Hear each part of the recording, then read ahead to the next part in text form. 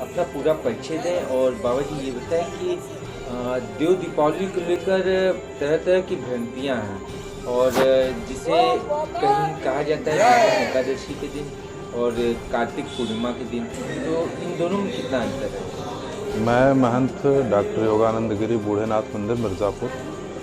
जिस प्रकार से देव दीपावली के बारे में जो भ्रांतियाँ हैं वो है समय के कालानुसार जो है इधर उधर होकर के फैल गए हैं।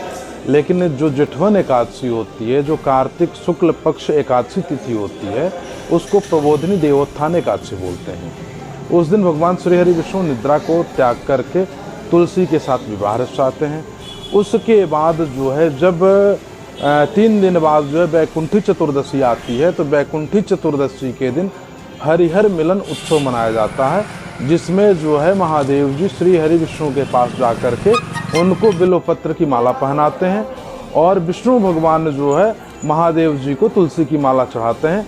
इसलिए जो है आम जनमानस में शिव जी को जो है उस दिन शिवलिंग पे तुलसी चढ़ाई जाती है और विष्णु भगवान को बिल्वपत्र चढ़ाया जाता है। उसके बाद आता है कार्तिक पूर्णिमा, जिसको देव दीपावली के नाम से जाना जाता है। कार्तिक पूर्णिमा के दिन जो है देवलोक में जब भगवान श्री हरि विष्णु तुलसी माता के साथ पहुंचते हैं, तो वहाँ पे भगवान की अगवानी में दीपोत्सव किया जाता है। देवताओं के द्वारा उत्सव मनाया जाता है।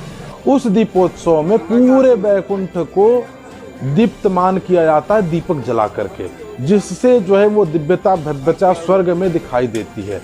उसी उपलक्ष्य में हम लोग यहाँ मृत्युलोक में भी कार्तिक पूर्णिमा के दिन देव दीपावली मनाते हैं, ताकि जो है श्री हरि भगवान विष्णु संसार का मंगल करें, संसार में मांगलिक कार्य कराएं। जिस प्रकार से कार्तिक शुक्ल एकादशी के बाद प्रबोधिनी देवोत्थान एकादशी के बाद विवाह इत्यादि मंगल कार्य प्रारंभ हो जाते हैं, तो इसीलिए दीपोत्सव मनाया जाता है देव दीपावली कि हे भगवान श्री हरि विष्णु आज से इस संसार पे पूर्ण रूप से कृपा करें। क्योंकि सर्दी का मौसम होता है, फसल आने को होती है, फसल बोई जाती है, रबी की फसल गेहूं वगैरह वगैरह ये सब बोई जाती है, तो इसीलिए भगवान का दीपोत्सव मनाया जाता है कि हमारी फसल खराब ना हो, हमारी फसल अन्न जो है वो व्यवस्थित पैदा हो, हमने थोड़ा सा बीज डाला अत्यधिक मात्रा में प्राप्ति हो। इसलिए श्री हरि भगवान विष्णु की आराधना की जाती है आज के दिन देव दीपावली मना करके। आज पूरे शहर में जगमग दीपों का जो है लड़ी लगी हुई है और दिए लगे हुए हैं, तो धीरे धीरे जैसे दियों का जो है बाजार ख़त्म होता जा रहा है और इलेक्ट्रिक लड़ियाँ जो है अभी भी अपना वजूद बनाए रखा है, तो इसके पीछे जो दिया जलाया जाता है उसके पीछे का क्या उद्देश्य है? जो दीपक जलाया जाता है, दीपक हमारी एक पुरातन परंपराओं में से है, वैदिक परंपराओं में से है। उन्हीं परंपराओं में से ये दीपक जलाने का प्रचलन है। इसमें क्या होता है कि हम घी या तेल के दिए जलाते हैं, तो जो घी से जो गैस का उत्सर्जन होता है वो ऑक्सीजन को शुद्ध करता है। हमारे धर्म शास्त्रों में कहा गया है कि जो हम हवन करते हैं, गाय की उपली पे अगर 1 चम्मच घी डालते हैं तो 1 चम्मच घी टनों ऑक्सीजन पैदा कर देता है।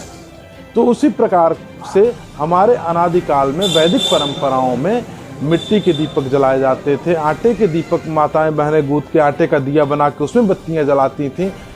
और उससे भी और पूर्व काल में कुछ था ही नहीं तो गोधन था, तो गोधन यानी गौवंश थे, गोवंश से गोबर से दिए निर्मित करके बनाए जाते थे।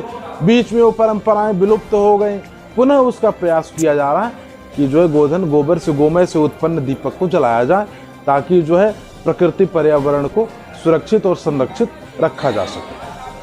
आप लोगों के द्वारा बहुत से गौ के गोबर से निर्मित जो है दिए बनाए गए हैं और जलाए भी जा रहे हैं, तो ये क्या एक समाज को उद्योग की ओर भी ले जा सकता है? देखिए, इसमें क्या है कि जिस प्रकार से गोवंश की संरक्षण संवर्धन के लिए जो बात करी जा रही है, तो उसमें आज गोपालक परेशान है। वह गोपालक क्यों नहीं गोपालन कर पा रहा है? क्योंकि उसको धन का अभाव है। जितने देश में गौचर थे सारे गौचर अतिक्रमण हो चुके हैं, गौचारण के लिए कहीं जगह नहीं है। महाभारत काल में देख लीजिए, भगवान श्री कृष्ण गौओं का चारण कराने जाते थे, इसीलिए उनको ग्वाला भी कहा गया।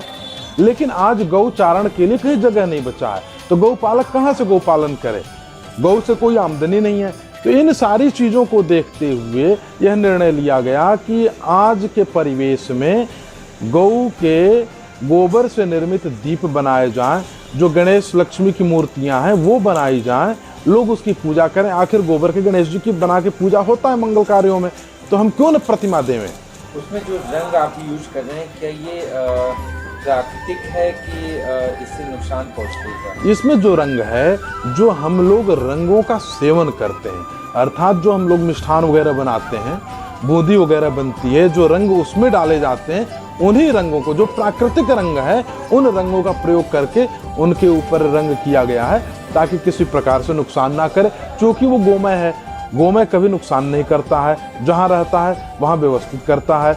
अंतिम संस्कार करने के लिए भी हम लोगों ने गोमय से उत्पन्न लकड़ी का इंतजाम किया है, उसकी लकड़ी बनाई है ताकि अंतिम संस्कार के लिए आप जो वृक्षों का कटान करते हैं, लकड़ियों का जंगल का दोहन करते हैं, ये दोहन ना हो सके। तो इससे तो प्रकृति पर्यावरण सबकी रक्षा है, और गोपालकों का जो है उनके पास जो है धन का अर्जन होगा, गौ माता की सेवा होगी, संरक्षण संवर्धन होगा। पर्यावरण की दृष्टि में कोई ऐसा संदेश देना चाहेंगे आज देव दीपावली पर?